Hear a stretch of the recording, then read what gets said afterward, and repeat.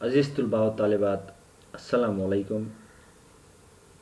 گزشتہ لیکچر میں ہم نے قصیدہ شہر عاشور جو سودا کا لکھا ہوا قصیدہ ہے اس کے چند اشعار دیکھے تھے، ان کی ہم نے تشریح بھی کی تھی، جس میں یہ بات سمجھ میں آئی تھی کہ قصیدے کی شروعات میں سودا نے کہا ہے کہ میرے سامنے جو کوئی بھی پیر و جوان ہے، یعنی کہ بوڑھا ہے یا جوان آدمی ہے، وہ یہ دعویٰ نہ کرے کہ ان کے منہ میں بھی زباں ہے، یعنی کہ وہ بھی کچھ کہہ سکتے ہیں۔ اور پھر کہتے ہیں کہ میں نے سنا ہے کہ سودا کا نظم کا انداز جو ہے اتنا اچھا ہے کہ لوگ اللہ رے کرتے رہ جاتے ہیں۔ تو پھر کوئی ان کے جواب میں کہتا ہے کہ اگر ٹھیک ہے ایسا معاملہ ہے آپ کا تو کچھ عرض کیجئے، کچھ بیان کیجئے۔ تو پھر شاعر اپنے مدعا کی طرف آتا ہے یا پھر اپنے اصل موضوع کی طرف آتا ہے اور کہنے لگتا ہے کہ یہاں زندگی بہت کٹھن ہے، ہر طرف پریشانیوں کا ذکر ہے، اور میں آپ کو اپنی پریشانی کا کیا ذکر بیان کروں، اس زمانے کی پریشانی کا کیا ذکر کروں، کیونکہ اتنی زیادہ پریشانیاں ہیں کہ فرشتے بھی اپنی زبان سے یہ پریشانیاں بیان کرنے سے قاصر ہو گئے ہیں۔ پھر شاعر کہتا ہے کہ مشکلیں اتنی زیادہ ہیں زمانے میں کہ ہم دیکھتے ہیں کہ ہر طرف ہم کو بدحالی دیکھنے کو ملتی ہے، خاص طور پر معاش کو لے کر۔ ذریعہ معاش یعنی کہ پیسے کی بہت زیادہ بدحالی ہمیں دیکھنے کو ملتی ہے۔ شاعر کا کہنا ہے کہ میں مثال دے کر آپ کو اس بات کو سمجھاؤں تو آپ کی بات سمجھ میں آ جائے گی۔ تو گھوڑے کی مثال دے کر شاعر کہہ رہا ہے کہ شہروں کی حالت اتنی خستہ ہو گئی ہے کہ اگر گھوڑا کسی کے یہاں نوکری کرتا ہے تو اس کی تنخواہ جو اس کے مالک کو ملنی چاہیے وہ وقت پر نہیں مل پاتی، اور گھوڑے کو گھاس و چارے کے لیے مالک بنیے کے یہاں ڈھال اور تلوار رکھ کر گھاس و چارہ لیتا ہے۔ اگر کسی کے پاس تیر ہے تو کمان میں تانت لگا ہوا نہیں ہے۔ اس قسم کے حالات یہاں دیکھنے کو ملتے ہیں۔ روپیہ پرکھنے والے لوگ جو 4-5 آدمیوں کا گروہ جب ان کے پاس جاتا ہے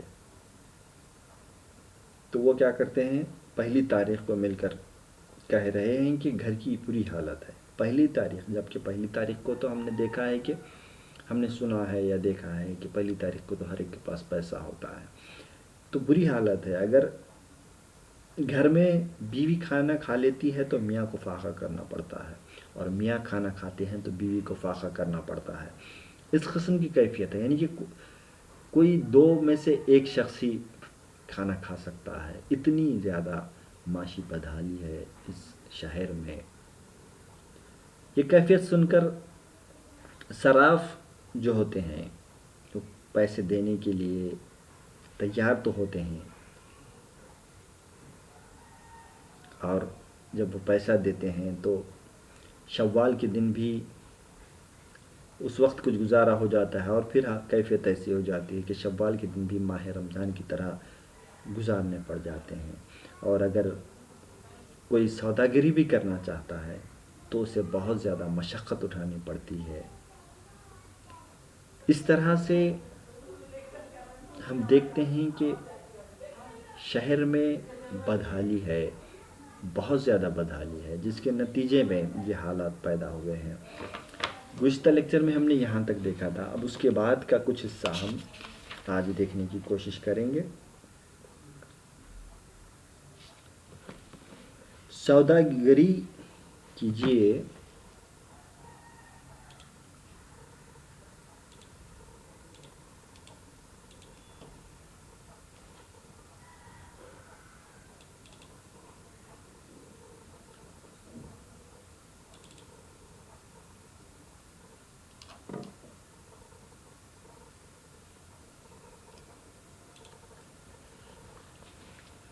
सौदागरी कीजिए तो है उसमें ये मशक्क़त, दक्कन में बिके वो जो खरीदे सुफ़ा है।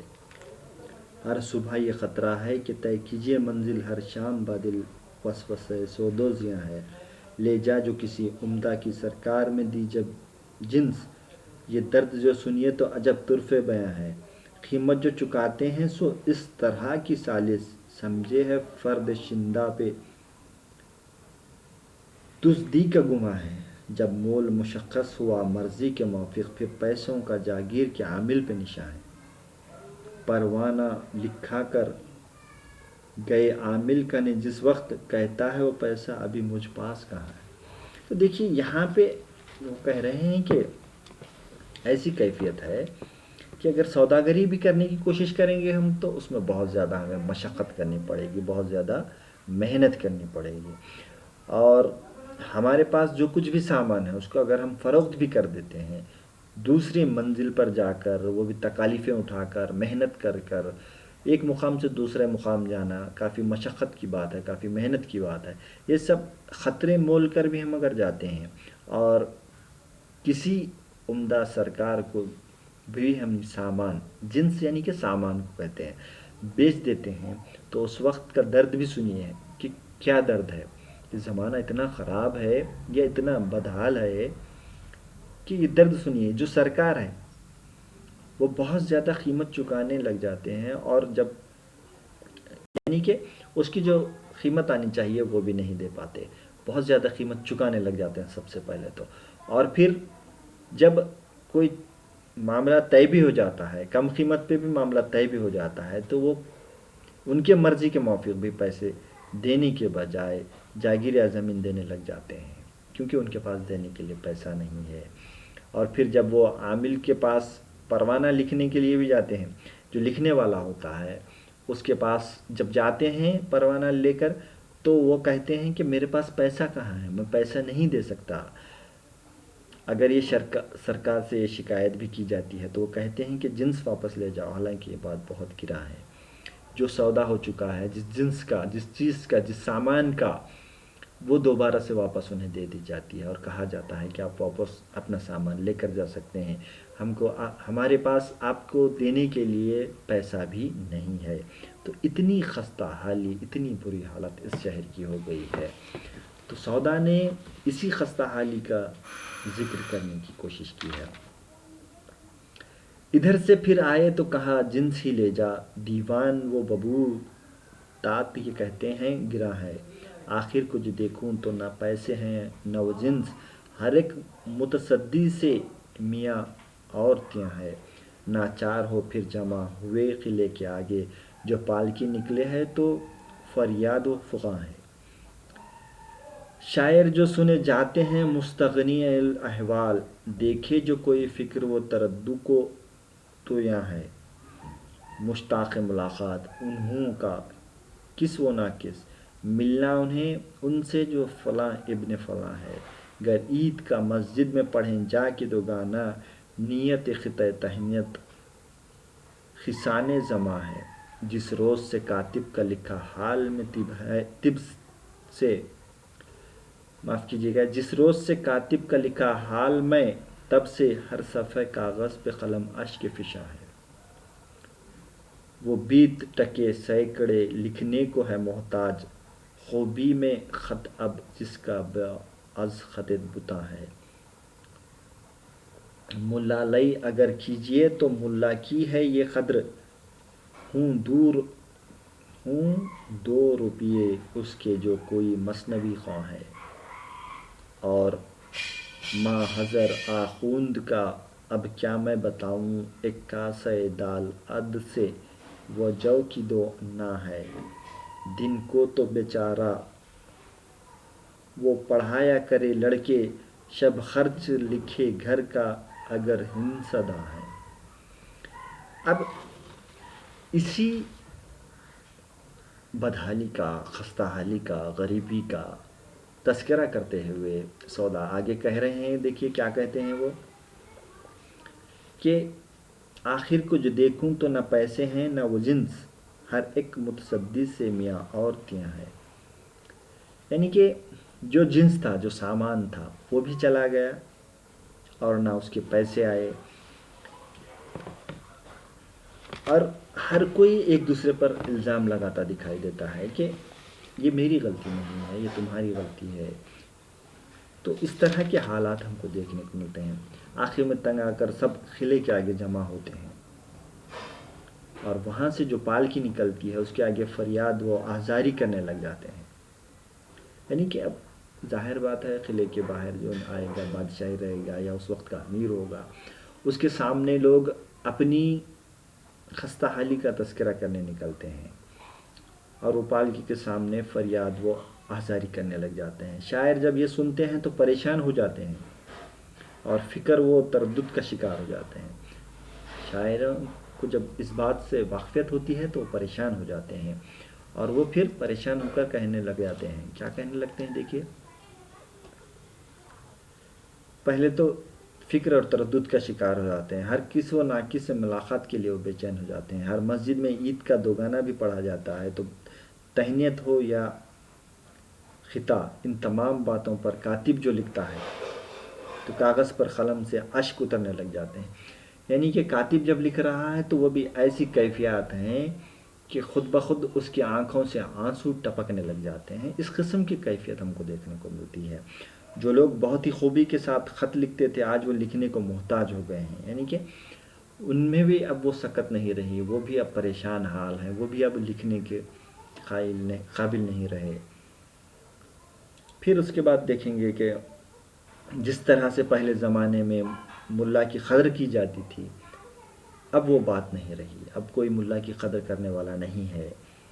مثنوی خان بھی 2 روپیے، مثنوی خان کو بھی اب صرف 2 روپیے دیے جا رہے ہیں، جبکہ مثنوی خان کو مثنوی کہنے پر جاگیریں دی جاتی تھی۔ اب آپ کو میں اور بدحالی کا کیا ذکر کروں کر کہتے ہوئے سودا کہہ رہے ہیں کہ کھانے کے لیے دال اور جو کی روٹی ہے، کھانے کے لیے دال اور جو کی روٹی ہے۔ دن بھر وہ لڑکوں کو پڑھاتا ہے، اور اگر حساب تھوڑا بھی جانتا ہے تو رات کو خرچ لکھنے کے لیے کہیں اور جاتا ہے۔ جو ہنسا داں ہے، یہ حساب کرنے والا ہے، جو حساب کا ماہر ہے، وہ دن بھر جا کر بچوں کو پڑھاتا ہے، اور رات کو پھر حساب لکھنے بیٹھ جاتا ہے۔ یعنی کہ دو جگہ وہ کام کرنے پر مجبور ہو گیا ہے، جبکہ اس سے پہلے کے وقت میں ایسا کبھی نہیں ہوا تھا۔ اس کی بہت زیادہ قدر کی جاتی تھی، اس کو بہت زیادہ پیسہ دیا جاتا تھا۔ اب یہ بدحالی ہی ہے، شہر کی بدحالی ہے، معاشی بدحالی ہے، جس کے نتیجے میں اس قسم کے حالات دیکھنے کو ملتے ہیں۔ پھر شاعر کہہ رہا ہے کہ اس پر اور ستم یہ ہے کہ لڑکے ہمیشہ شرارت کر کے اس کو پریشان کرتے ہیں۔ لڑکے خاص طور پر دیوالی پر شرارت زیادہ کرتے ہیں، وہ ختم ہوتے ہی کوئی دوسرا تہوار آتا ہے اور پھر وہ اسی شرارت میں لگ جاتے ہیں۔ جن لڑکوں کو یہ ہنسادہ پڑھانے کی کوشش کرتا ہے، وہ لڑکے بہت زیادہ شریر ہیں، اور وہ کیا کرتے ہیں؟ اتنی زیادہ شرارت کرنے لگتے ہیں کہ جس کے نتیجے میں یہ جو ہنسادہ ہے پڑھانے والا بہت زیادہ پریشان ہوتا ہے۔ اب اسے لگتا ہے کہ دیوالی کا تہوار ہے، اس وجہ سے یہ پڑھا رہے ہیں، لیکن پھر ہوتا یہ ہے کہ دیوالی کا تہوار ختم ہو جاتا ہے، پھر کوئی دوسرا تہوار آتا ہے، پھر وہ لڑکے اور شرارت کرنے لگ جاتے ہیں۔ اس قسم کے حالات دیکھنے کو ملتے ہیں۔ شاعر کہہ رہا ہے کہ اب انصاف کیجئے کہ جس کی ایسی حالت ہو وہ آرام کیسے کر سکتا ہے۔ تو شاعر کا خیال ہے کہ آپ ہی انصاف کیجئے، اب یہ انصاف کیجئے کہ میں آخر کروں تو کیا کروں، اور ایسے وقت میں آرام کرنا کیا ٹھیک بات ہے؟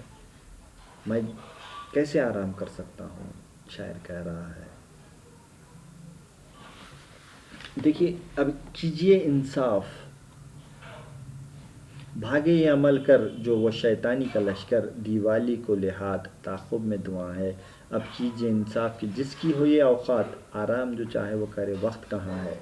چاہے جو کوئی شیخ بنے بہر فراغت، چھٹتے ہی تو شعرا کا وہ متون زباں ہے۔ دیتا ہے دم خر سے کوئی شملے کو نسبت، گنبد سے کوئی پگڑی کو تشبیہ کا نام ہے۔ اب یہاں پہ شاعر پھر اسی بدحالی کا تذکرہ کرتے ہوئے بات کو آگے بڑھا رہا ہے۔ تو آج جن اشعار کا ہم نے مطالعہ کیا اس میں یہ بات بھی اور واضح ہو گئی کہ سودا نے جو عنوان دیا ہے قصیدہ شہر عاشور، ایک ایسا شہر جس میں صرف اور صرف غم ہے. آشوب کے معنی پرآشوب ہونا، غم زدہ ہونا، جس کو ہم کہہ سکتے ہیں. تو ہم دیکھتے ہیں کہ یہ جو غم ہے اتنا زیادہ بڑھتا چلا گیا ہے، اتنا زیادہ بڑھتا چلا گیا ہے. اگر ہم اس شہر کی کسی بھی چیز پر یا کسی بھی پہلو پر نظر ڈالتے ہیں تو ہم کو سوائے غم کے، بدحالی کے یا پریشانی کے یا مسائل کے علاوہ کچھ بھی دکھائی نہیں دیتا ہے. اسی کو شاعر نے بہت ہی خوبصورت ڈھنگ سے اس قصیدے میں پیش کرنے کی کوشش کی ہے.